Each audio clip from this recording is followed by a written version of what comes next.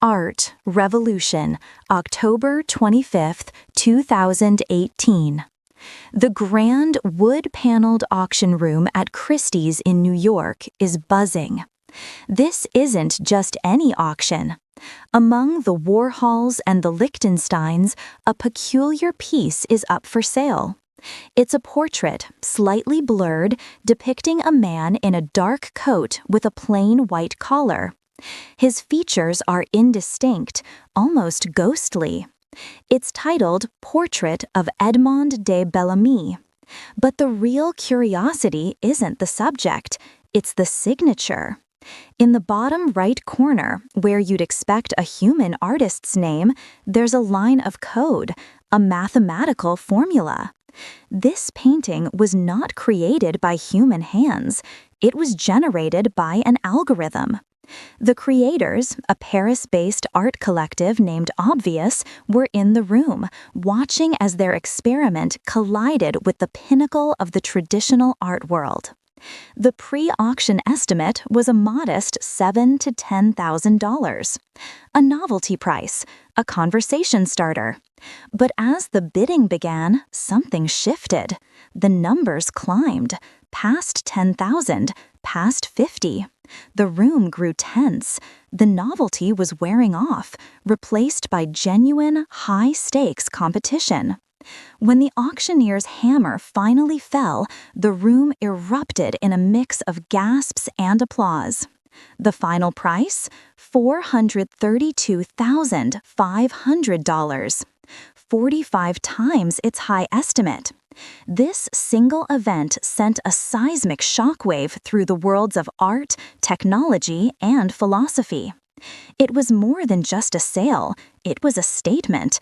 A machine-made image had infiltrated one of the most exclusive human institutions on the planet and commanded a price that many human artists could only dream of.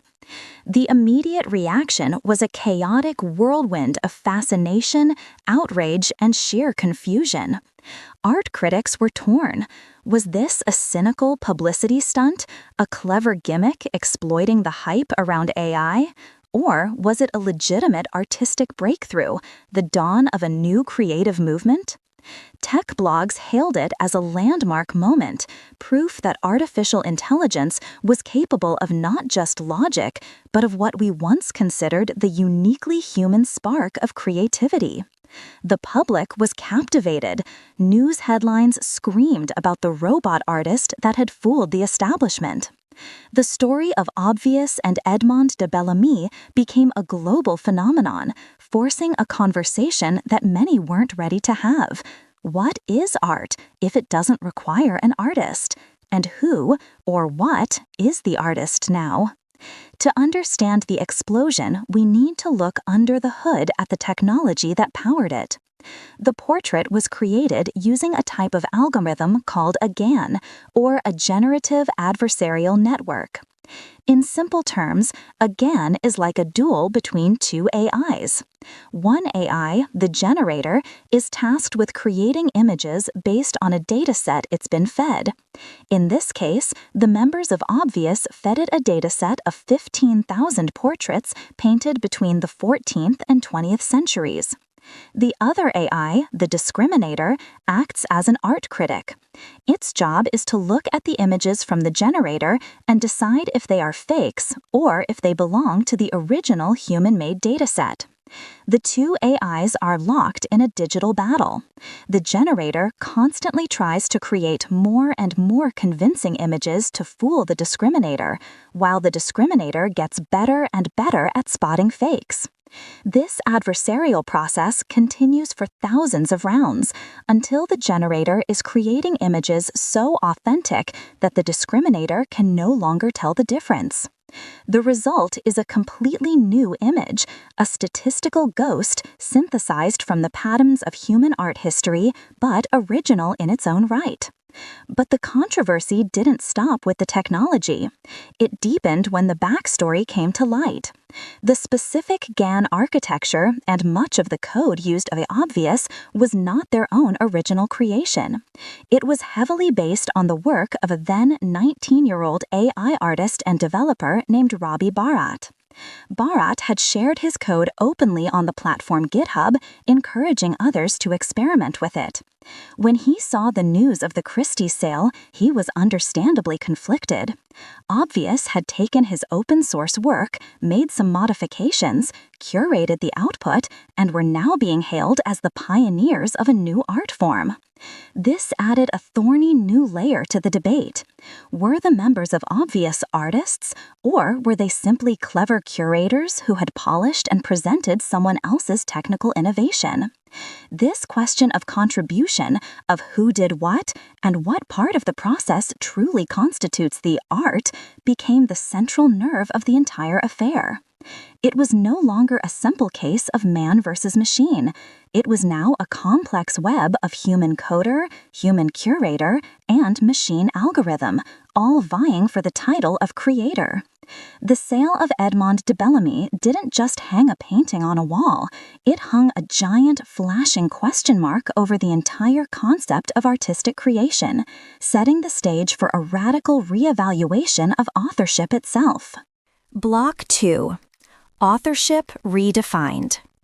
The controversy surrounding Robbie Barrett's code wasn't just a footnote to the story of Edmond de Bellamy, it was the key that unlocked the much larger, more profound debate. It forced us to move beyond the simple question of, can a machine make art, and ask the far more complicated question, who is the author when art is made this way? For centuries, our model of art has been centered on the figure of the lone genius, the painter in their studio, the sculptor with their chisel, a singular vision brought to life through singular skill. But AI art collectives like Obvious shatter this model completely. They introduce a concept of distributed creativity, where the act of creation is spread across multiple agents, both human and non-human. Let's dissect this new collaborative pipeline. First, you have the original programmer, the architect of the algorithm. In this case, Robbie Barrett. He didn't create the final portrait, but he designed and built the engine that made it possible. Is he the author? His technical and conceptual framework is the foundation for everything that follows. Without his code, there is no art. This is akin to the person who invents a new kind of camera. They don't take every photo, but they enable a new form of expression. Then you have the collective, Obvious. Their role was multifaceted. They acted as data curators, painstakingly selecting the 15,000 historical portraits to train the AI. This choice of data is a profoundly artistic act. Had they chosen a dataset of cubist paintings or nature photography, the resulting image would have been entirely different. They shaped the AI's inspiration, its entire worldview. They also tweaked the parameters of Barrett's algorithm, guiding the training process. And, crucially, after the GAN generated thousands of potential portraits, they performed the final, critical act of selection. They were the editors, the connoisseurs, who sifted through the digital noise to find the one image they deemed worthy of being called art. Is this curatorial eye where the authorship lies? Finally, you have the algorithm itself, the GAN. It's tempting to dismiss it as a mere tool, a sophisticated paintbrush. But that analogy doesn't quite hold up. A paintbrush is passive. It does exactly what the artist's hand commands. A GAN, on the other hand, is an active participant. It makes millions of internal decisions based on the data it has learned, generating novel combinations that the human curators could never have predicted or explicitly designed. The signature on the painting, being the algorithm's formula, is a direct acknowledgement of this. It suggests the AI is, at the very least, a co-author. So, who gets the credit? The coder who built the engine? The curators who fed and guided it? Or the engine that performed the act of generation? The answer is likely all of the above, and this ambiguity is precisely what makes it so revolutionary. This isn't the first time art history has grappled with collective creation. We can look back to the workshops of Renaissance masters like Rembrandt, where apprentices painted significant portions of works that were ultimately signed by the master. More recently, Andy Warhol's factory was a production line for art, where assistants and collaborators were instrumental in creating his famous silkscreens. Warhol famously said, "I want to be a machine." And in many ways, AI art collectives are the literal fulfillment of that philosophy. They've replaced the human assistants with a digital one. However, the key difference is that the apprentice and the assistant still possessed human consciousness and intent. The AI does not. This raises unprecedented legal and philosophical questions. The U.S. Copyright Office has repeatedly affirmed that copyright protection can only be granted to works created by humans. A work generated purely by an AI with no human intervention cannot be copyrighted. But the work of Obvious wasn't pure AI. It was a human-AI collaboration. Where do you draw the line? How much human input is required to claim authorship? Is selecting the dataset enough? Is curating the output enough? These are not abstract philosophical questions anymore. They are urgent legal challenges that our intellectual property laws are completely unprepared to handle. The redefinition of authorship isn't just a theory, it's a legal and economic minefield that will shape the creative landscape for decades to come. Block 3. Future of creativity. With the very concept of authorship thrown into question, the shockwaves from the Bellamy sale continue to ripple outwards, transforming the practical realities of the art world. The future of creativity is no longer a distant sci-fi concept. It's being negotiated right now in galleries, courtrooms, and on the screens of millions of creators. The first and most immediate impact is on the art market itself.